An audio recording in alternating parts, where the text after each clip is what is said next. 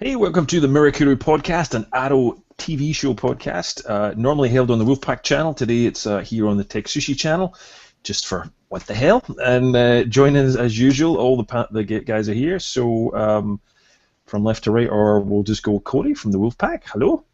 Yeah, hey everybody. Thank you, Steve, for letting us use this as a little bit of an outlet to spread this around. Not a problem. It's a great TV show. We have Mr. Twin Sabers Marco. Everyone, thanks for tuning in. And we have Mr. Nabil 6901. Hey everybody. I love your little. Did you make that? Marco did. Nice. You're the talented man, Marco. You do all this cool stuff. So, yes, this is an Arrow TV show podcast, and we're here to talk about the most recent episode of Arrow, which was season 3, episode 10, Left Behind. Yeah, so finally we're back after what, like a pretty massive winter break. I mean, it's been about 5 weeks. Yeah. Oh, it felt long just because like the ending and you know that weight of is Oliver. Oh, anybody who's watching, it's probably a good thing to note that Spoilers. This is definitely a spoiler podcast. We talk about all about like the episodes that have come past. So if you haven't seen the latest Arrow episodes, I don't recommend watching this. But yeah, so I mean, we all thought that Oliver Queen was dead, and obviously, we'll talk a little bit about that at the end. But that's I think what kind of carried the entire break is I mean, Left on a cliffhanger. No pun intended. Right. On the last time, they spoiled it completely by the last 15 minutes having an ad break showing Oliver lying in the snow and somebody walking up. I mean, yeah, it was kind of like ruined, I thought, in some ways. But now that wasn't played for when it was on TV. I know that wasn't the case. YouTube only or something. I didn't see that either. So yeah, so I'm not sure. Yes, I had. No, it was about 10 or 15 minutes before I was grabbing a sandwich, and then when I came back, that's what they showed. And they said something on screen like right. the return or something, and it was like, you know, that part. We just poop all over the kind of anticipation. But anyway, I think we knew he was coming back. So exactly. But, as far as I'm concerned, at the end of the last show, he died. Yeah, officially, permanently. You know, there is no way that. I know tons of people have been saying, well, he just got stabbed and thrown off a cliff. Yeah, he just got stabbed and was thrown off a cliff. He got stabbed twice. Or something. Maybe 50, 60 feet on a hard rock surface. Brains smashed. Yep. Supposed to be, anyway. Not only did he fall and break his back, but he has a sword totally, you know, that went through his stomach, cut open one of his wounds, and then pretty much. This probably made it worse. And he choked him out, and then he kicked him, which, you know, that's going to impale his wound even more. So then he falls off the thing. He was dead. He was dead. There's no doubt about it. My wife was sitting there going, oh my god, he's alive. And I'm like, no, he's dead. Totally 100% dead. But we don't see what brought him back to life.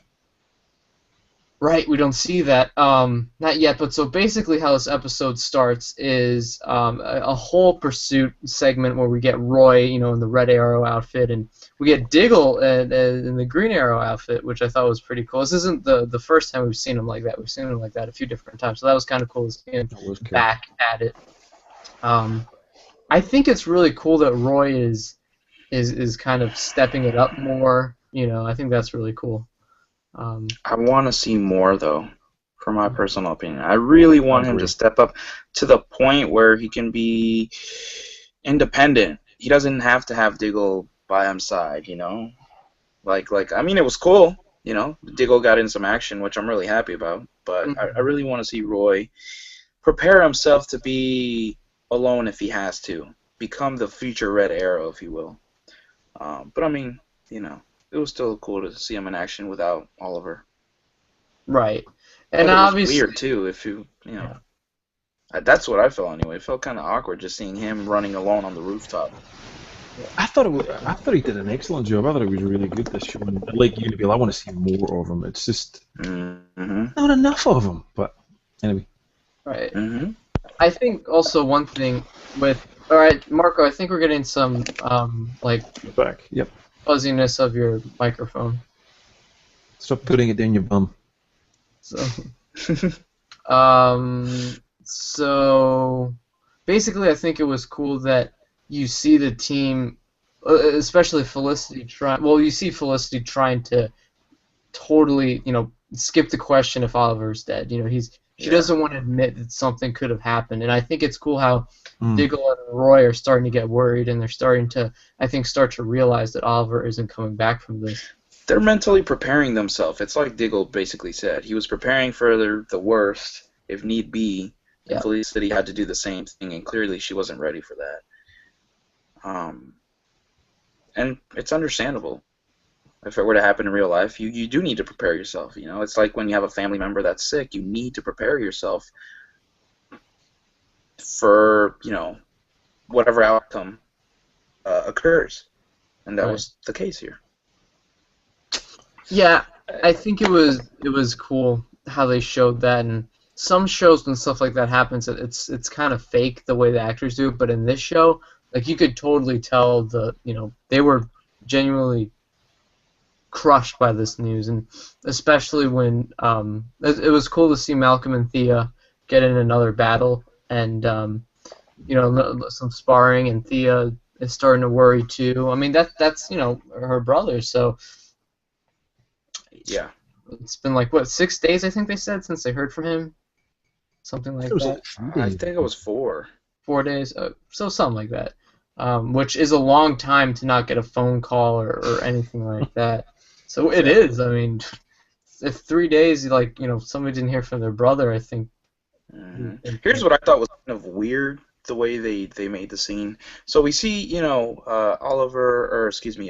we see Roy, we see Diggle and Felicity all go down to the Arrow Cave, and then Malcolm Merlin's there, kind of questions them to, have you guys gotten a phone call? It's been 4 days.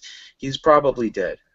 Then he magically appears at the mountaintop where they fought, sees the sword, kind of looks down, takes the sword.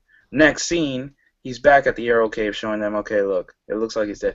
I mean, wasn't that kind of weird the way they did that? Well, clearly he flies Concorde or has a teleporter or something. It's like... Yeah.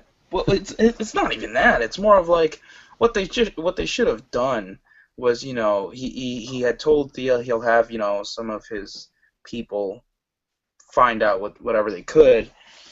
What I think they should have done was put the scene where he, out of curiosity, flies to where the cliff was, does his whole investigation, and then go to the Arrow Cave and ask him all that questions, and then, provide the proof that, look, it's because of this sword that I know for a fact Oliver's dead.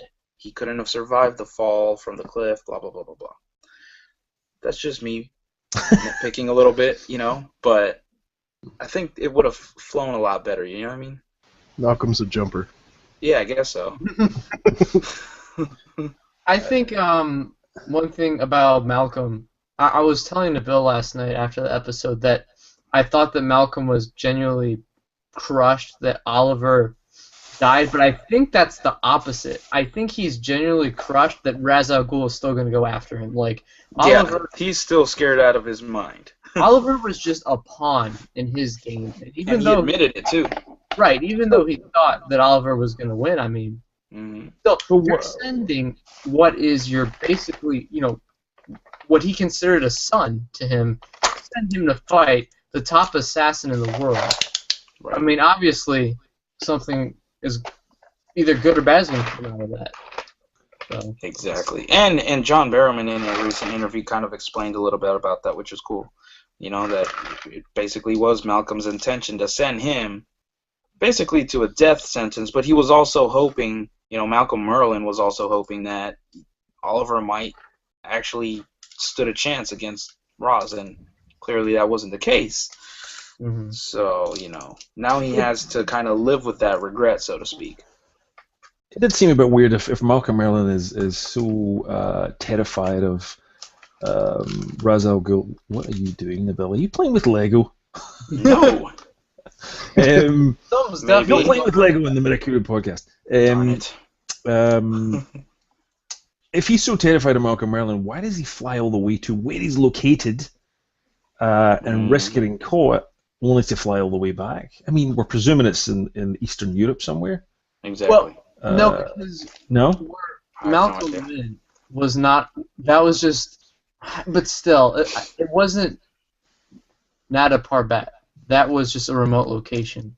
So that was where, because that's what they explained before Oliver went. He said it's a remote location. Still, he still could be there. Just because Raz, maybe he's taking vacation. Maybe that's like his beach house or something. You know? It's not New York though. He's not flying to LA or New York. It's like it's far away. It's, I presume. I don't know. I would think like a day trip, at least. Anyway, I mean, then you have to worry about either if Raz is there. I mean, the trip, bringing the sword back. Custom must be a bitch. I don't know how you get that through with blood. Well, like you said, it's probably nobody knows he's alive. So Private plane. Yeah, no, it's.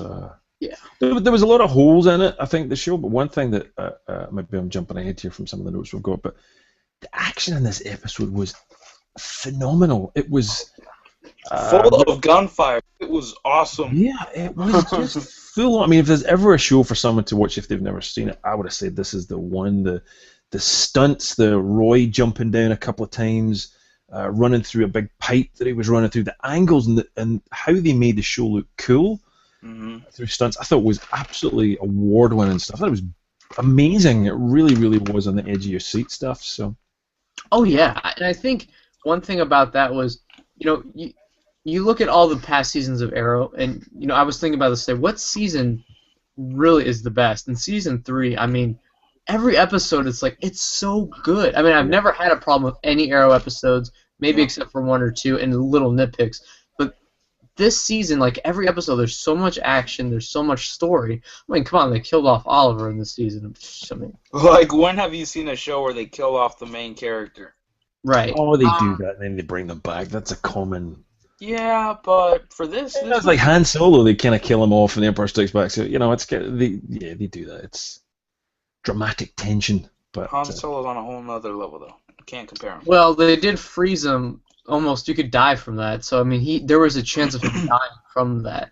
So. Definitely, yeah. I'm not even trying to say that he couldn't have died or whatnot. It was just a matter of the way they both went out, so to speak. Yeah, Oliver definitely went out. So. Yeah, Han, he was just asleep in the cold. Let's put it like that. Okay. Or he was asleep in some sort of weird block of cement and ice. Right. So Malcolm returns back to the Arrow Cave, and he has the sword, and I think it was interesting to see Malcolm was definitely. Put the music down, man. What are you guys doing? What are you doing? Do not hate. Do not make noise. Go on. What were you saying, Corey? There was when he comes back and he brings the sword, I think you could see that Malcolm was really stressed out coming there. I mean, even his eyes looked kind of like he was tearing up a bit when he was there. I mean, obviously up a bit. I don't think so. No, yeah. When he was confronting Felicity, and I watched it again today, his eyes were kind of watering up. And I think the reason towards that is because a freaking mass murderer is going after him. It's not that Oliver's dead; he doesn't give a crap. But I mean, he's just upset that he's gonna die.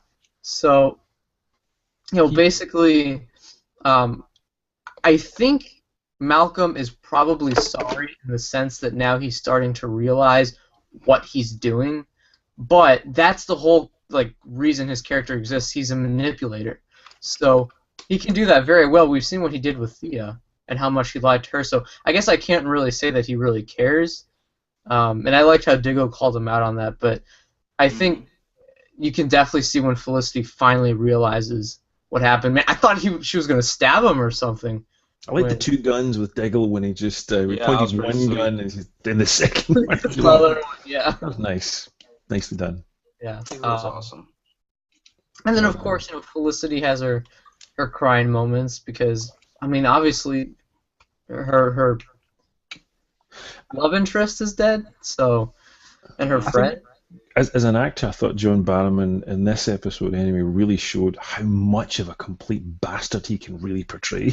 He came across as, I don't give a crap about any of you, it's all about me, and he played that perfectly. He was like the pantomime villain in some ways. You just love to hate him. You want to see more of him because he is evil, he's really bad. And when Thea finds out what, and I'm sure there'll be a plot point in future episodes when she finds out that her dad did this with her brother and lied and covered his, I mean... She's going to want to kill them both. Yeah, so... they're setting up well. I want it to be where when Oliver comes back, I want them to tell Thea everything that happened. I want them to tell him that Oliver was killed by Ra's al Ghul, brought back to life, and the reason that was because of Malcolm. And there's two ways this is going to go if they tell her that. One, she's going to think it's bogus. But I would imagine he has that scar still where he was stabbed. I mean, because it's not like he went into the Lazarus pit. So Oliver's alive. It's not like he went into the Lazarus pit or anything where it totally heals him up. And I wonder if that's why they didn't put him in there, because they wanted to keep all the cool scars and they didn't want to get rid of any of that. So we don't even know whether he's been in the Lazarus pit. By the way, if anybody's watching, the Lazarus pit is within the story of Ra's al Ghul, where he can regenerate and blah blah blah. But isn't it where you go in the Lazarus himself? But when you're in the Lazarus pit, aren't you like this healed? No, I think I wouldn't call it instantly. It takes a little bit, but yeah.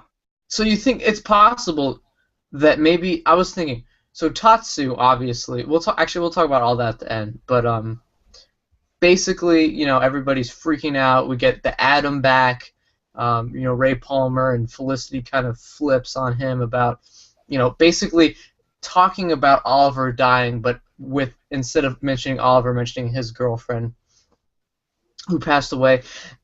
I know I mentioned this to Nabil last night that Adam's going to join Team Arrow, but I actually saw another promo. He's actually not shaking Diggle's hand, but Oliver's. So it may not be the case that he's going to meet with them this season. Kind of hope he does. I kind of hope he knows about Oliver and everything. And so you've already seen a TV promo or just a media still of the two of them? TV promo, yeah. I mean, they're just... They'll spoil everything these days. Really, it's kind of like, I mean, I want teasers and trailers, but I mean, like, yeah, it's just, I suppose it's not the biggest spoiler, but anyway. Pretty big spoiler if it was, well, this isn't something that happened a few episodes back when Ray shaked Oliver's hand, so I mean, okay, I thought it was forward. It's not something that's coming up. But it was interesting to see the dialogue between Felicity and Ray, and how she just does not want to help him, and she's totally heartbroken over this. Just basically telling him that, what he's going to do is pointless. Yeah. And how his wife wouldn't want him to do that. Right, and now we get a new villain to the show. I mean, obviously he's well known in the comics, which is Danny Brickwell.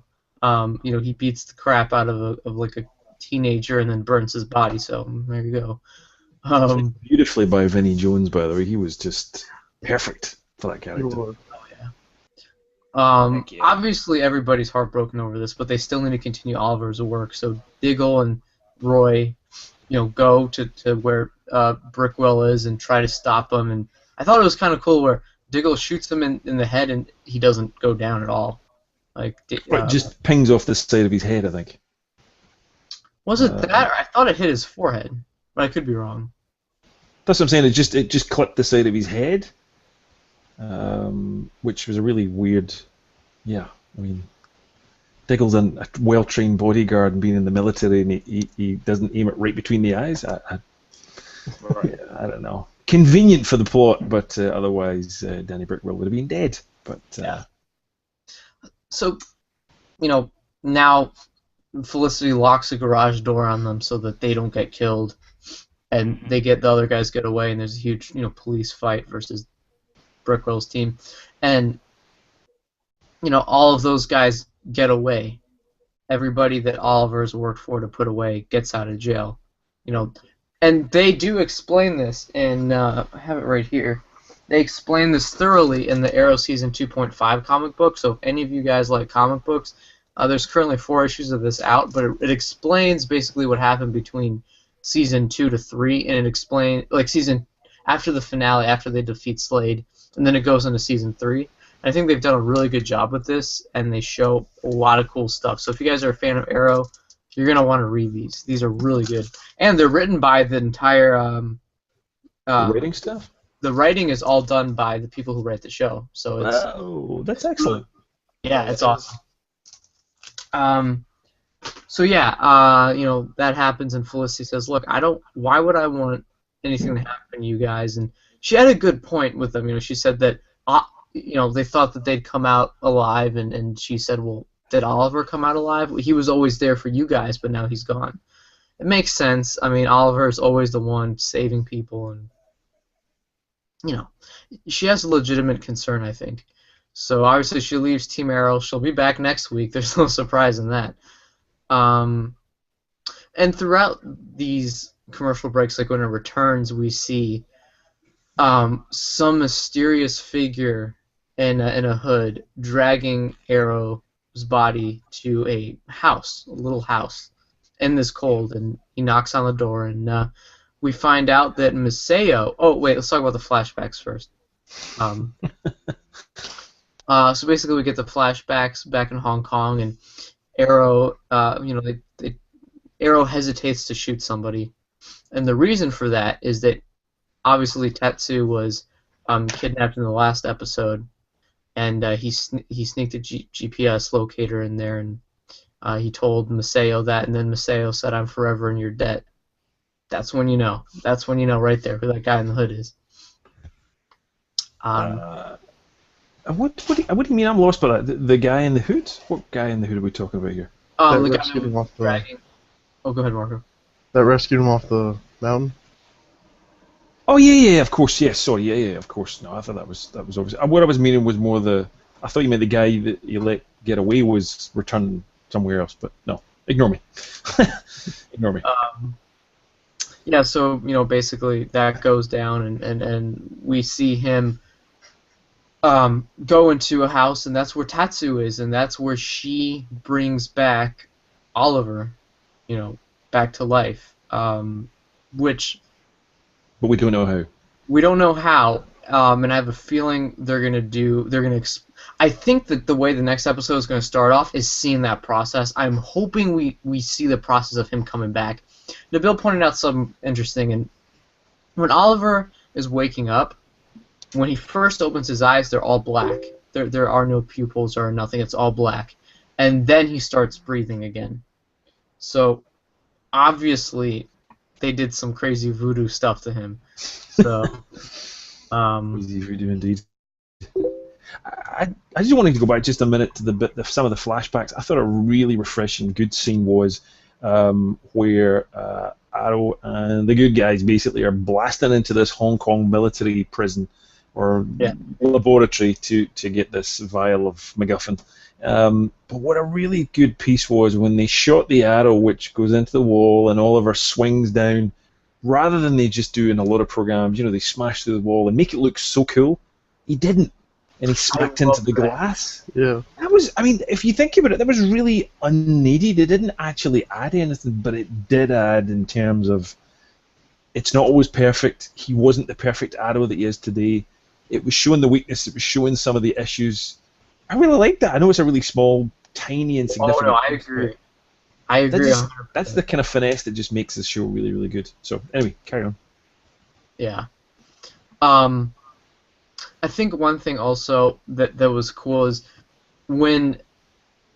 as Oliver's talking to Maseo and saying that Tatsu, they'll rescue her, his voice starts to go down a little more, like we've seen him. His voice is slowly changing from annoying Oliver, that when he got shipwrecked, to that that very scared voice, to he's starting to get into the Arrow mode and he's starting to take risks, and I think that's really cool, that development within him. And obviously we'll see that throughout the rest of the seasons, and Yeah, I mean, we also got a really cool scene between Laurel and Diggle's just heartbroken, and they hug it out and they both cry, and Diggle, I liked what Diggle said. He said, I always still think myself as Oliver's bodyguard, and he wasn't there at the end to save him. Thought that was really cool. And then of course Laurel's looking at all the Black Canary outfit stuff, and you got the Black Canary theme song going off, and then she goes in the outfit and kicks serious butt. So she does, and she looked fantastic in it too. She looked the part. I agree. I think it fit her well. No pun intended. It did. Yep. So, that was makes a really interesting plot point as well. Now it's just if she's she's seen the baddies by day get away with murder literally, she can then kick their ass at night time. So yeah. I liked it. I like the little screamer. It's the first time I've really seen the little screamer weapons that she's got. Yeah, I don't know what they're called or what they exactly are, but she don't know where she's going to buy those. You can't exactly buy them at a local store, but they're cool. They're very, very cool. That little effect, that noise. So here's one of them actually in plastic form. Oh, does that come with the figure? Yeah, it comes with Canary. Awesome. Yep, so. Man, she sold so quickly. I can imagine. Boom, going. If you guys watch Need Arrow figures, I believe you guys, the Dorkside Toys, our sponsor. I think you guys have some more of this guy left. We've got a few more of them left. All right, so guys, these are selling out quickly. These are Arrow figures. They're very limited quantity. I think DC Collectibles, they produce them, but after a while they're gonna get rare. So if you need your Arrow figures, go to Dorkside. They sold out of the Canary, so you can get Canary at, I think Big Bad Toy Store still has them, so if you need Canary, go there. And Dorkside also has the Deathstroke and Arrow figures on pre-order. So can't wait for them. Yeah, those two are going to be fantastic, and these figures are awesome too. So if you guys have not picked these up, seriously, we just reviewed Oliver on the Mirakuru Podcast official. I saw it. It's good. Yeah, thank you. So go check it out and go see our review of it. I like your comment on his nipples. It's true. Dude's got orange nipples. Look at this. This is ridiculous. Look at it. I know what they did in the paint aesthetic of it, because it's like with Star Wars figures. Sometimes you get, particularly Luke, you can get Luke looking anemic, and then he looks like he's been in a sunbed, and they can never get it quite right. But I think they got the skin tone all over right. Oh yeah. And the facial sculpt's pretty good. Oh, absolutely. I think honestly, if you're an Arrow fan, there's so much limited Arrow products out there that you're gonna want to get your hands on anything Arrow related. I mean, there's even a trading card Arrow set that was actually released yesterday. Really cool. You can look it up on eBay and see those. I mean, they're 24 packs per box, and you can either get an autograph card or a piece of fabric from what the actors wore. Wow. Which is pretty cool. So if you guys are into that stuff, go check those out. I was tempted to order a case, but yeah, Celebration Anaheim's coming up, so can't really do that. Yeah, I mean, a fantastic episode. Oliver is alive. Going to be interesting to see the process. I want to read a quick synopsis for the 13th episode of Season 3. So let me go ahead and do that. Is everybody okay with that? Yeah. Is there maybe not even a promo trailer out? There normally is. Not yet. But not yet? Damn. So it says, Vertigo returns and pits Canary against Black Canary. Oliver is thrown by the changes with Team Arrow. He's used to calling the shots, but sees that the team has evolved in his absence, and tension quickly escalates in the lair. Oliver is furious that Laurel has been going out as Black Canary and tells her to stop risking her life. But when Vertigo hits the streets again, Laurel goes against Oliver's wishes and tracks down Vertigo, who hits her with a full dose of the drug. Laurel's biggest fear revolves around her sister, Sarah, so the Vertigo causes her to hallucinate at an epic fight between Canary and Black Canary. Meanwhile, Chase surprises Thea, and Roy warns Thea to stay away from Malcolm. So, the air date... Oh, yeah, the air date for that will be February 11th, and this is about 2 episodes after the other one's coming up. So, obviously, Oliver's going back. I would imagine in episode 11 that's coming up, he's going to stay where he is, and then episode 12 he'll go back. Episode 12 is called Uprising. Makes sense. Sure. Yeah, I mean... On Red Arrow's outfit, which, by the way, we've still not seen a Red Arrow figure. We haven't, no. I want one so bad. That totally sucks. But he had cool little kind of like Nightwing from DC's character, or like Daredevil, those little poles that you clip together on the sides of his legs. Yeah. The batons. I've never seen that before. Kind of batons, yes, thank you, Marco. They looked awesome. They kind of silver steel tipped on them, and I just thought in one scene where he jumps down and the lights behind him, I just thought, man, that would make a great figure. Because it's basically Arrow in red with a couple of bits and pieces on him, but he looked Roy and the way they positioned him and the stunts, and again that circular pipe when he was running through it, and he jumped. Do you remember the scene when he jumped on a pipe and clearly he was on a wire because he kind of jumped backing up and over. And, what the hell? It was really well done. So anyway, we want Arrow figures, more of them. I agree. If you guys are familiar with the DC Collectibles page, go check them out on Facebook and look for a post. I believe it was on January 16th or 15th. It was basically saying what we're going to answer questions tomorrow. And I actually left a comment there asking about more Arrow figures, and it has 20 likes right now, so it's the second highest rated comment. It's under Corey Wolf, so if you guys want to like that and get some answers out of DC Collectibles, go ahead and like that. In the comments of their post saying they're going to answer questions. I think you're going to see them. I mean, they've been really strong sellers pretty much everywhere. Yeah. I mean, to a lesser degree, Canary, yes, I know we all think she's popular, but Arrow's the real key character. So if they can do Canary as a kind of sub character who's not in it all that often, they surely should do Roy. Diggle's going to be the hard one because he's going to be, bodyguard. It's gonna, See, I think what they should do, like kind of what they did with that 2-pack with Deathstroke and Arrow, make a 2-pack with Diggle and Felicity, because then right there you get two of them, maybe produce not as many quantity, but at least get those two out there. I mean, I feel like if they're going to make an Arrow action figure line like they're doing, get the main characters out there. Team Arrow. Team Arrow, man. I know. Get Felicity out there. Get Diggle out there. Get Laurel as Black Canary. I'm sure at some point she'll come out. But, I think the next figure I want them to make is obviously Roy. I mean, hands down. I hope Ra's al Ghul, Fat Ra's al Ghul comes out. That would be awesome. That would be cool. Like, he's middle-aged. Deal with it, okay? We put on a little pounds as we get older. But he just wasn't the Ra's al Ghul you expected, was he? It was. I still liked him though. Don't get me wrong. I like Matt Nable as Ra's al Ghul. I thought he was powerful. I thought even though he had a fat pack, he was still really, he wasn't that fat though. I mean, the guy's probably in his 200s, so. I think it's the whole posture and excuse my language, but the bull about all the kind of candles and the posturing and the ceremony, and Malcolm Marlin said something tonight about I can't remember what it was about the sword. It was all just MacGuffin nonsense they made up, but it was like, yes, they would never do that. They will leave the sword in the place of the dying of the victim. Raz's custom is to leave behind the instrument of death as a memorial to honor the fallen. Blah, blah, blah. Basically, we'll leave something behind for the plot so you can pick it up. It was just a bit. Wasn't that nice? They leave a bloody sword that went through the poor guy and just slabs it in the snow, and that's what he leaves. With these fingerprints on, I don't know. I just thought it was a lot of nonsense, but never mind. I liked it personally because, again, it worked with the plot, and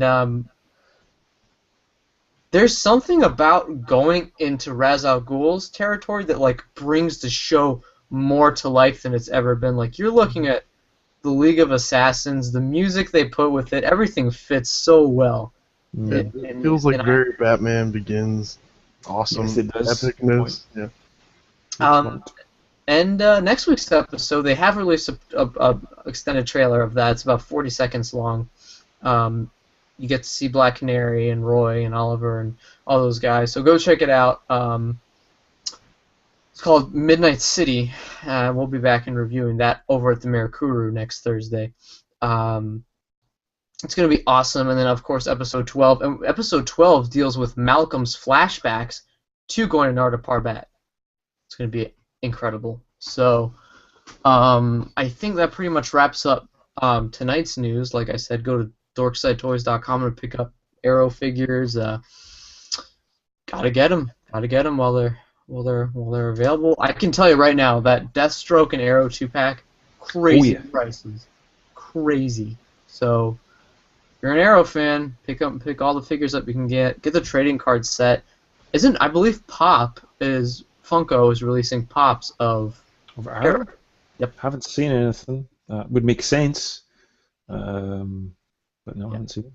Because I remember you posted a link to future stuff, and they listed all the Pop Funkos. They had Gotham and Flash and Arrow. And well, maybe it was in there. Oh, no, I think it's retro reaction figures. I think that's what you're talking about. I don't think it was Pop. I think it was retro reaction figures. Yep.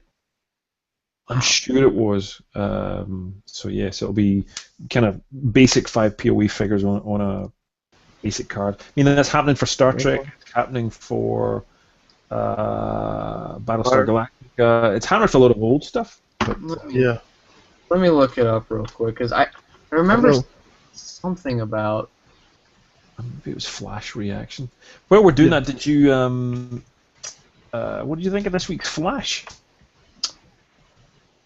Flash, right. I mean, I think it was pretty good. I think it was decent.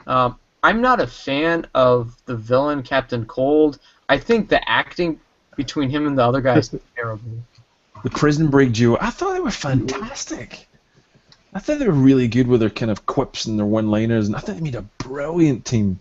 Mm-hmm. It just made me laugh. The guy with the fire gun, he kept going, He is from a TV show. You might never have seen it, called John Doe. It was one of the first real branching off of kind of just not sci-fi, but I mean a lot of these shows like comic books and they were just never on TV. They didn't have the budget. But John Doe was a TV show where basically a guy wakes up and he doesn't know who he is, and that was played by the guy who plays the character who is the fire gun in The Flash. It was a brilliant TV show and ended on a real weird finale, and there's a bit of a major plot twist if you've never seen it, but definitely worth checking it. Maybe it's on Netflix or something or somewhere to watch. But it's a really good show. But that actor then went on to do Prison Break. I'm sure you've heard of that with Captain Cold. The two of them were brothers. And they were quite good in that for one season, but then they dragged it out to about 5. But I thought they were good. I thought they were really good, those two. I thought they really did well. And I liked their cheesiness and their one-liners. Yeah. And hammy, but it was good. Right. I feel like it was really action-packed, like just like the Arrow Yeah, episode. It was pretty good. Definitely. And you had drones, That drone was really good at the beginning. the fire and ice team together. I liked it. There's something nice about it. So yeah, it's definitely pop vinyl Arrow figures. Yeah. Is it pop vinyl? Okay, cool. So and it's going to be the same thing for Flash and Gotham. Well, they'll be retro, so it wouldn't be that necessarily. Right. What do you guys think of Gotham? I watch it religiously, and it's a DC show. I thought it was maybe... I mean, in some ways it ties in eventually. We might see a Ra's al Ghul, but do you not watch it? I haven't seen it yet, and the reason is I don't know where to... Well, I guess we'll talk about that after, but I'm trying to find a way to watch them. I know there's a few sites that have them, but... It's legal on whatever channel it's on. Is it Fox? I don't think Fox has them, because I know they have episodes like 5 to recent, but I'm missing 4, and I kind of want to watch it, from start to finish. So. They've only got some of the shows. That's a bummer. I hate when they do that here. Yeah. I like you see some shows and they're free, but it's on Fox. I don't know whether you're seeing whether they've got them all, but Hulu's got it. Overseas stuff, well, you don't really get much of an option. You probably have to pirate and wait for it. But this week's show had a really particularly good villain in it, and it's just this great. If you're liking the Flash and Arrow, then and the whole Ra's al Ghul kind of vibe, it's going to build up to a character like that, I'm sure. So, well worth watching. Oh yeah, I will. I'll definitely tune into that and we can talk about it on the show at some point if we can. Yeah. Yeah, I think that pretty much concludes tonight's episode. We've kind of gone on a little bit. DC news. Obviously, we've got our Supergirl official casting list. I think we found out who she was. Yeah, we did. Let me find that. So Supergirl's being cast. Yeah, Melissa Benoist is Supergirl. So she's from Glee, another Glee star. Do you even know her? Never watched Glee. I guess everybody is, and superheroes are Glees now. So interesting. Well, you have to sing now. That's a prereq. Right. You can start. So yeah, thank you all. Anybody else have anything? Out of 10 stars, I rate this episode 10. I have to give it a 10. I have to. I'll get a 9. It was really, really good. And if you've watched an episode of Arrow, then this would not be a bad one to watch because it's a great opener. Oh yeah. I'll give it a 9 too. I'll agree with Steve. Okay. And if I do end up buying the trading card set, expect to find my review of that on the Mirakuru Podcast. I'm sure something like that will happen at some point. I'll just cave in and buy it. So until then, that's it. Thank you all for watching. And remember, if I don't have the... If you don't subscribe, then you have failed this podcast. Yeah, so go check us out on the Mirakuru Podcast official page, YouTube page. We're there. Also check us out at the Wolfpack Podcast. Thanks, Steve, for letting us use TekSushi. And Steve is also a regular with us, too, so he's with us. We'll put some links to your stuff underneath it. So awesome, thank you. And Thanks, Marco's also with us, and Nabil has disappeared. And yeah, thank you all for watching, and never mind. Thank you all for watching. it's another show. See you later.